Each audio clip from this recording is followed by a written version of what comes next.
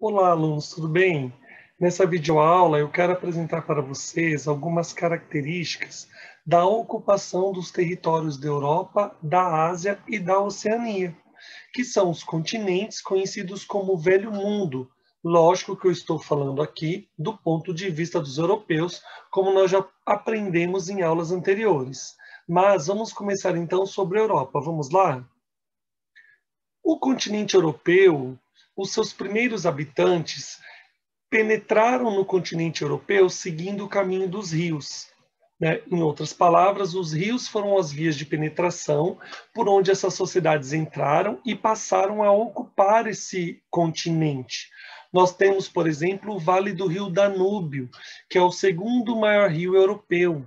O rio Volga, que é o primeiro maior rio europeu, também serviu como via de penetração. O rio Reno, por exemplo. Os vikings que ocuparam o continente europeu pelo lado norte do continente. Então, nós podemos perceber aí que essas sociedades começaram a se estabelecer ali no continente europeu, usando o rio como um caminho. Inclusive, em aproximadamente 1000 a.C., boa parte do território europeu já estava ocupada por sociedades. E nós temos, por exemplo, os celtas, os gregos, os itálicos, os germanos, os bálticos e os eslavos como exemplos. Eu quero deixar muito claro aqui para vocês que quando eu falo que o território europeu passou a ser ocupado por esses grupos sociais, por essas identidades culturais, nós não estamos falando da divisão de países como nós conhecemos hoje. Essa divisão de países que nós conhecemos hoje passou a ser estabelecida no mundo muito tempo depois. Neste momento que eu estou falando de 1000 a.C., nós estamos aqui eu estou aqui apresentando para vocês a ocupação do território por essas sociedades, que passaram a se estabelecer ali, a construir as suas vilas, a construir as suas cidades-estado, por exemplo, e se estabelecer no continente europeu. Vamos continuar aqui. Esse é um mapa mostrando os rios na Europa. Nós podemos ver que o continente europeu tem muitos rios. A maioria dos rios são rios de pequena extensão, mas há uma grande diversidade de rios e que funcionaram então como vias de penetração. Perceba nesse mapa o rio Danúbio, por exemplo, que é o segundo maior rio europeu, e também o rio Volga, que é o primeiro maior rio europeu. Nós podemos ver aí que os rios, então, serviram como vias de penetração. Bom, vamos continuar. Eu quero mostrar para vocês, nesse momento, a formação cultural das sociedades europeias. Inclusive, foram as civilizações grega e romana que influenciaram muito os europeus, por diversos motivos. Nós tivemos ali, por exemplo, na Antiguidade, o Império Helenístico, que dominou partes da Europa, da Ásia e da África, um domínio grego. Então, a gente vê a expansão da cultura grega por esses povos. A Grécia, onde ela se localiza hoje, que é um local de passagem de vários povos, por ser uma região comercial. Mais para frente, tivemos a formação do Império Romano, então o Império Romano dominando também parte da Europa, da Ásia e do continente africano, e ali a expansão da cultura latina sobre essa região. Inclusive, foi dentro do Império Romano que houve a expansão da fé cristã, que influenciou toda a Europa. Vale lembrá-los que o cristianismo nasce na Ásia e ele se esparrama para a Europa ali no período do Império Romano. Então, a formação da sociedade europeia, em sua influência na filosofia, por exemplo, em sua influência em várias práticas culturais, vieram dos gregos e também vieram dos romanos, inclusive o latim, que dá origem à língua portuguesa e à língua espanhola, por exemplo. E também a expansão da fé cristã no continente europeu, que influenciou a formação dessas sociedades da mesma maneira. Bom, com o fim do Império Romano, o continente europeu ele se fecha para o mundo em um período histórico que nós chamamos de Idade Média. Uma marca desse período histórico foram as sociedades feudais ali na Europa, que eu posso falar de uma maneira bem simples, que eram sociedades rurais, que estavam mais fechadas para o mundo ali.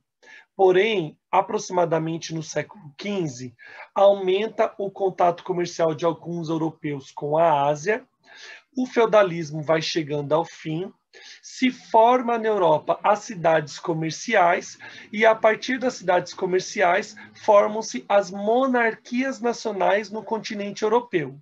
A Europa então volta a influenciar o mundo, porque com a formação das monarquias nacionais, o que vai acontecer ali no continente europeu é a centralização do governo. Então, os territórios das nações europeias começam a ser definidas, né? Aquilo que nós chamamos de estados nacionais. Também o fim do feudalismo é a marca da nascência do capitalismo. Esse sistema econômico que visa o lucro, a acumulação de riquezas, e que com o desenvolvimento das grandes navegações, as nações europeias vão buscar enriquecimento com a sua expansão comercial pelo mundo, e que isso resultou na colonização do continente africano e do continente americano, por exemplo, ali no século XV e no século XVI. E isso começa a aumentar a influência do continente europeu pelo mundo, porque eles dominam outros territórios, impõem a sua cultura, o seu modo de organização de sociedade, o seu modo de organização enquanto um país, né? Levando, então, a esse modelo de organização social que passa a ter futuramente em nações da África e da América, por exemplo. Esse período de colonização vai levar aos países europeus possuírem um acúmulo de riqueza muito grande. E esse acúmulo de riqueza, junto com recursos minerais que existem dentro do continente europeu, vai levar a Europa no século XVIII à primeira revolução industrial, que começou ali na Inglaterra, dando a esse continente um maior poder econômico ainda. Então, por exemplo, eles já acumularam riquezas vindo da colonização. Eles vão continuar acumulando riquezas com a sua industrialização. E isso leva o continente europeu a ter uma grande influência no mundo, né? O que mais tarde passaram por um processo de urbanização, as pessoas passaram a morar nas cidades ali na Europa, né? A sociedade urbana europeia vai crescer, se expandir. A Europa vai ser um continente, então, muito rico, com uma influência cultural sobre as outras nações. E essa unificação dos países europeus passou a ser um exemplo para o mundo, que inclusive a sociedade japonesa vai copiar no século XIX, que é o que nós veremos a seguir. Nesse processo de ocupação do continente europeu, vários grupos étnicos ou identidades culturais se estabeleceram ali, conforme vocês podem perceber nesse mapa. Os principais grupos são os latinos, os germânicos e os eslavos. Percebam nesse mapa de povos da Europa, pela legenda, como os latinos, os germânicos e os eslavos são a maioria. Temos outros povos ali no continente europeu, mas são esses os que predominam. Os latinos, que estão ali na Europa meridional, principalmente, são povos comunicativos, né, que deram origem, por exemplo, à Itália, ao Portugal, à Espanha, países cujo idioma tem como origem o latim. Esse latino, ele é miscigenado, inclusive, com africanos, que é daquele período, inclusive, da ocupação dos mouros, quando a gente estuda isso em história, que nesse momento eu não entrarei em detalhes para vocês. Nós também temos os germânicos, que são os povos que hoje deram origem a países como a Alemanha, por exemplo, como o Reino Unido, como Suécia, como Dinamarca, e também os eslavos, que são inclusive de cultura cristã ortodoxa e que são países que são mais próximos da Rússia, são formados por povos eslavos. Esses são os três principais grupos populacionais, as três principais identidades culturais ali no continente europeu. Podemos perceber nesse mapa, então, muitos outros grupos populacionais, inclusive algumas minorias étnicas, né? Alguns grupos que são menores em quantidade se nós compararmos com a maioria aí que eu falei para vocês. Esses grupos, no século XX, eles vão buscar o direito, por exemplo, de ter o seu próprio país, de ter o seu próprio governo representando-os, porque muitas vezes eles foram dominados por outros governos que eles não se identificavam culturalmente. E isso vai levar a alguns conflitos separatistas no continente europeu. Então, nós temos, por exemplo, ali no fim da Guerra Fria, a desfragmentação da Iugoslávia.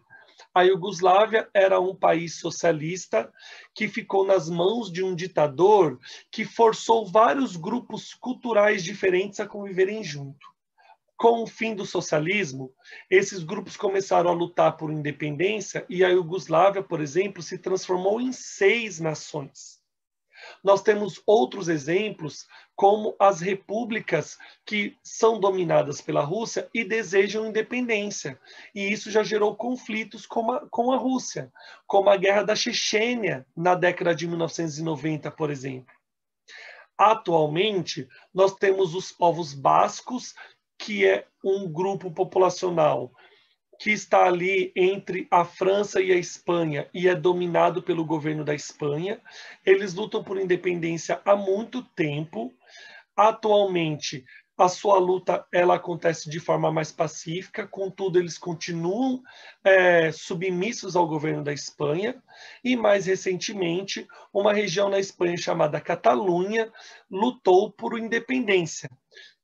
Houve uma votação popular para que eles ficassem independentes do governo espanhol. Culturalmente, eles não se identificam com o resto da Espanha, por isso que eles desejam independência, mas isso ainda se tornou um fato não resolvido, porque o governo da Espanha não aceitou a independência ali na Catalunha, no ano de 2017, por exemplo. Contudo, essa diversidade étnica nos países europeus já levou ao longo da história de muitos conflitos separatistas, de povos que desejaram o desligamento do país em que eles estavam submetidos e o território que eles moram se transformasse em um outro país, com um governo desejado por eles. Né? Se trata disso os conflitos separatistas. Agora, eu quero apresentar para vocês a ocupação do continente asiático e da Oceania. Quando a gente vai estudar a respeito ali da Ásia, por exemplo, a gente vai perceber que as ocupações populacionais se deram em 3 principais planícies.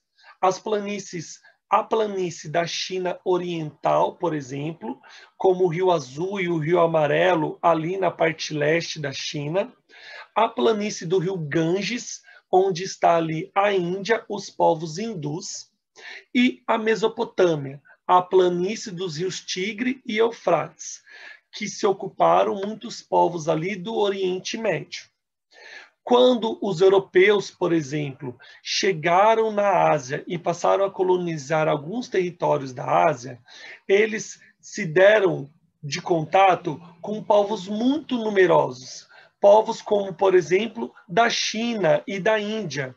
Esses povos, eles se fixaram, se sedentarizaram nessas planícies, porque as condições naturais deram a eles boas condições de vida, como estar próximo do rio para a agricultura, para a necessidade da água, para o transporte que o próprio rio proporciona. Então, por isso que nós vemos ali no sul da Ásia um grande contingente populacional, que inclusive usa essa expressão para falar que é formigueiros humanos, de tantas pessoas que moram ali.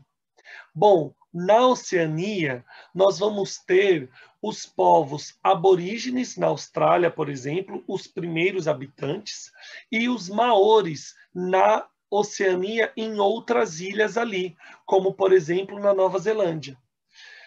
Historicamente falando, os aborígenes, eles descendem dos africanos, que migraram do continente africano para a Austrália há aproximadamente 50 mil anos atrás.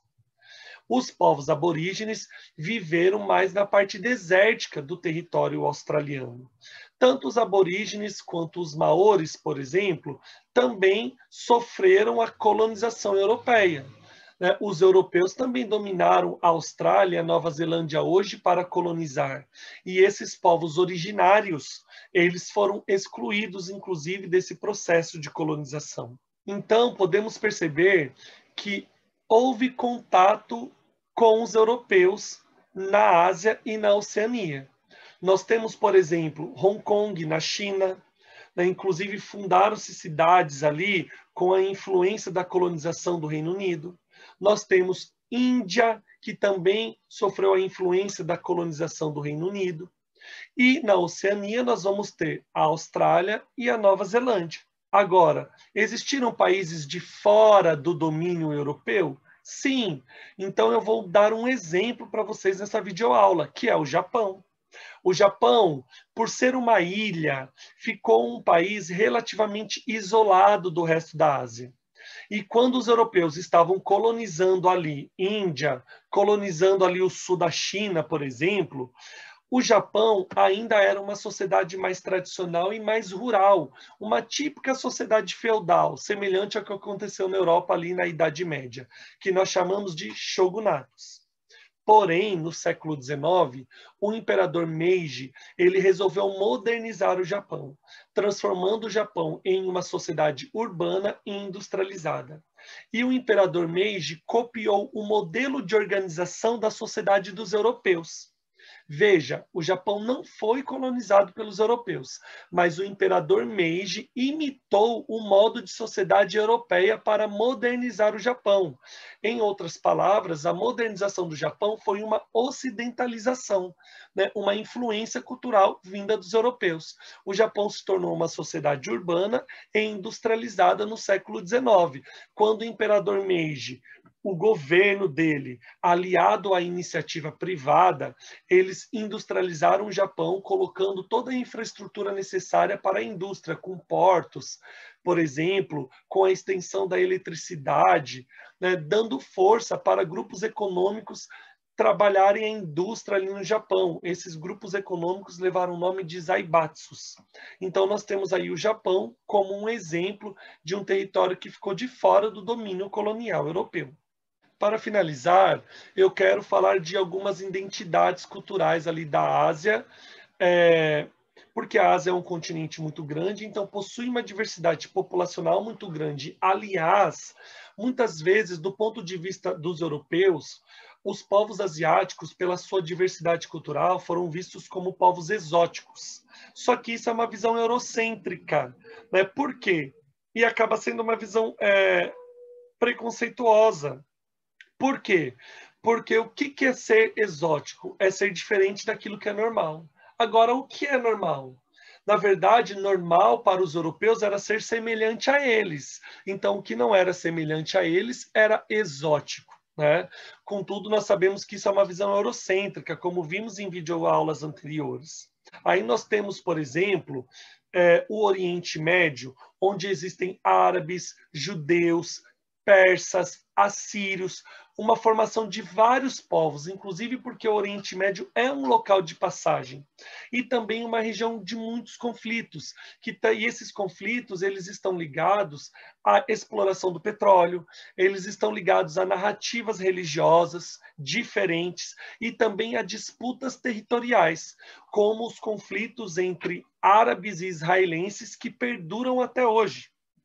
Bom, um outro exemplo ali na Ásia se trata da cultura chinesa e japonesa, que foram povos rivais por muito tempo. Inclusive, o Japão chegou a dominar partes da Coreia e da China na Segunda Guerra Mundial, no período da Segunda Guerra Mundial. Atualmente, existem mais conflitos entre chineses e tibetanos, porque quando a China se tornou comunista, socialista, é o termo mais correto, Mao Tse-tung dominou a região do Tibete. E essa região luta por independência até hoje e o governo da China nega. Então, existe esse conflito de identidade cultural entre chineses e tibetanos, por exemplo. Um terceiro caso são os coreanos. que é um só povo, né? Uma só formação histórica, uma só formação de identidade cultural. Porém, eles foram separados no período da Guerra Fria. A disputa das potências da Guerra Fria, Estados Unidos representando o capitalismo, União Soviética representando o socialismo, levou a uma guerra na Coreia que separou em dois países, que são separados até hoje. Coreia do Norte socialista, Coreia do Sul capitalista. Essa guerra houve uma trégua, contudo, nunca mais houve a unificação dessa nação.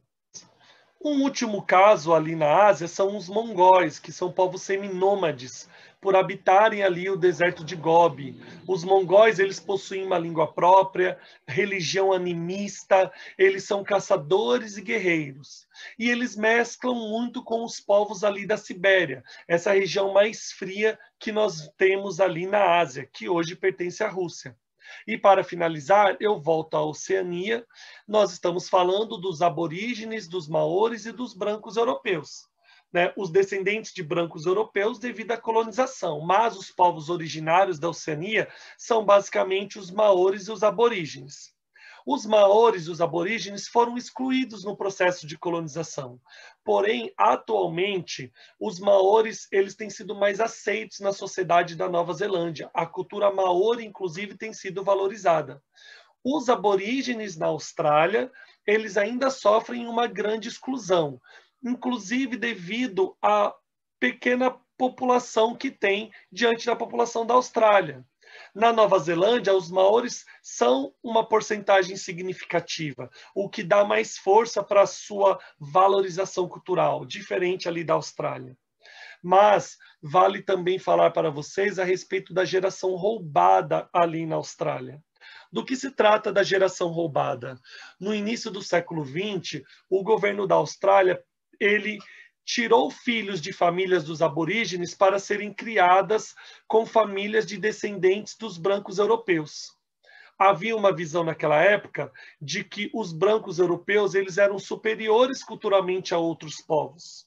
Então, eles dando educação aos filhos dos aborígenes, uma educação de cultura dos brancos europeus, os filhos dos aborígenes iriam se desenvolver culturalmente. Né, uma visão preconceituosa de desrespeito a uma outra cultura. Mas isso aconteceu durante dezenas de anos ali na Austrália, aproximadamente 50, 60 anos, que houve essa violência cultural. Atualmente, o governo da Austrália já pediu perdão por isso. Contudo, foi uma marca muito triste na história desse país. Essa questão do europeu se achar superior a outros povos vem desde ali do período colonial, aproximadamente o século XIX, que havia uma falsa teoria científica que falava que o branco europeu ele era culturalmente superior aos africanos e aos asiáticos. Então, cabia ao branco europeu levar esses outros povos inferiores a se desenvolver.